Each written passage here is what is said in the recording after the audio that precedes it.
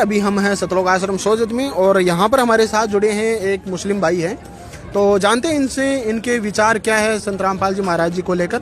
नमस्कार जी। जी सर साहब जी।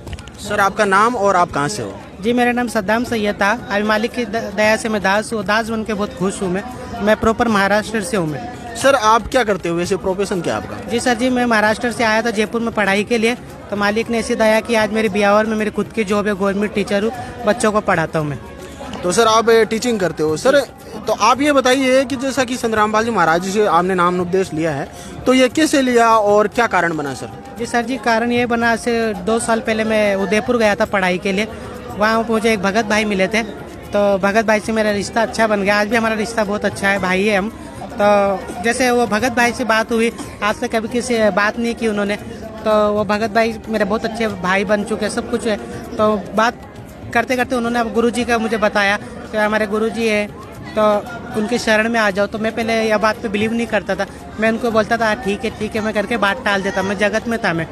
तो वो भगत भाई से फिर चर्चा होते होते मुझे अकेले में बैठ के मैंने सोचा कि इसके संस्कार इतने अच्छे आते हैं, उसके घर वाले अच्छे हो गए या किसी अच्छे गुरु की संगत में होगा, क्योंकि ऐसे तो 2 ही कारण हो सकते हैं। तो मैंने भी क्या किया, वो मेरी पढ़ाई खत्म होने के बाद मैं घर पे गया, गूगल पर सर्च किया संत रामपाल जी महाराज कौन है, उनका जन्म कैसा हुआ, वो कहाँ पर रहते हैं, क्या करते हैं, और वो कौन है, अल्लाह है कि भगवान है, इंसान है, कौन है।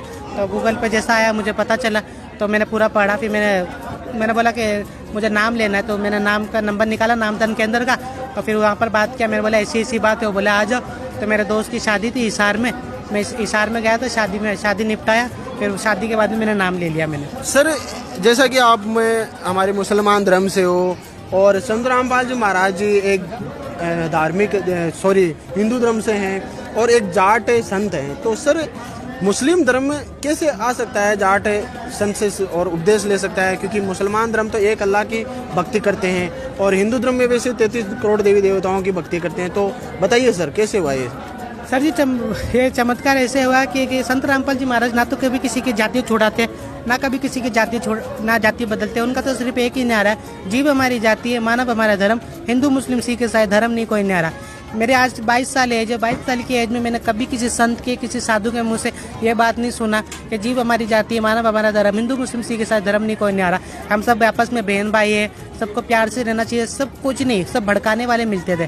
पर जो संत रामपाल जी महाराज जी है वो तो पूर्ण अल्लाह है, और अल्लाह और खुदा थोड़ी अपने बच्चों को भड़का सकता है, लड़ा सकता है। तो संत रामपाल जी महाराज ना तो किसी की जाति छोड़ाते, ना किसी के धर्म छोड़ाते, वो तो मोक्ष प्रदान करवाते हो। तो सर एक बात और जानना चाहते हैं कि मुसलमान धर्म में जैसा कि खुलेआम मांस खाया जाता है, तो सर संत रामपाल जी महाराज जी से जो भी नाम दीक्षा लेते हैं उनको मांस छोड़ना पड़ता है, तो सर आपने भी मांस छोड़ा होगा, तो इसके बारे में बताइए जी। सर जी बात ऐसी है कि मैं मुस्लिम धर्म में पैदा हुआ, पला बड़ा, पर मालिक की एक दया अच्छी हुई इस दास पे कि कभी मैंने मांस मछली अंडा किसी चीज़ को हाथ नहीं लगाया, नॉनवेज की चीज़ को, ना कभी नशे की चीज़ को हाथ लगाया।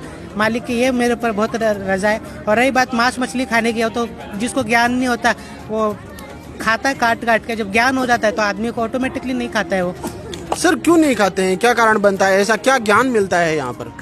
कारण ये है भगत जी सर जी कि अगर उस बकरे की जगह, मछली की जगह अगर हम अपने बच्चे को काटे तो वो कितना तड़पेगा और कितना रोएगा, क्या हम अपने बच्चे को खा सकते हैं? नहीं। तो उस बकरे की जगह अपने बच्चे को रख के देखिए एक पल के लिए कि वो भी कितना रोता होगा, कितना तड़पता होगा, उसका भी तो परिवार है। तो सर एक लास्ट क्वेश्चन हमारा यही रहेगा आपसे कि जैसा कि आपको हमारे दर्शक देख रहे हैं, बहुत सारे मुसलमान धर्म से भी हमारे भाई बहन देख रहे हैं आपको, तो आप उनको क्या कहना चाहते हो इसके बारे में? जी मैं सबसे मेरे पास में इसके 2 रीज़न है बोलने के लिए। पहला तो मैं धन्यवाद कहूँगा अपने परमपिता परमात्मा सदगुरु देव जी का, जिन्होंने मुझे अपनी शरण में ली। और दूसरा मैं अपने सुमेर भैया का धन्यवाद कहता हूँ, जो ना तो मुझे उदयपुर में मिलते, ना मुझे भक्ति का रास्ता बताते, और ना मुझे भक्ति मार्ग की प्रेरणा मिलती। तो दोनों को रियली होप कि थैंक यू। दूसरा मैं कहना चाहूँगा कि सभी मुस्लिम समाज के बहन भाइयों को कि संत रामपाल जी महाराज ना के कोई संत है ना कुछ है, वो तो पूर्ण अल्लाह है, पूर्ण भगवान है। कहाँ हम भटके गए, कितनी 84 लाख योनियों में भटके गए, इससे अच्छा पूर्ण अल्लाह आए हुए उनसे अपना नाम ले, अपना कल्याण करवाए। तो आपके हिसाब से जैसा कि मुसलमान धर्म में माना जाता है कि अल्लाह एक है, तो आपके हिसाब से वो अल्लाह कौन है? जी ऑब्वियसली सर कबीर ही अल्लाह है, कबीर ही भगवान है। तो इसका कोई प्रमाण वगैरह मिलता है कहीं पर?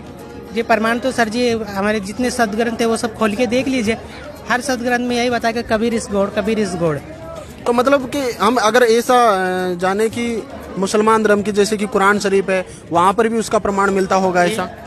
कुरान में भी 3 मरतबा कबीर आता है, हर बात में कबीर आता है, कबीरा, खबीरन, कबीर सब आता है। धन्यवाद सर।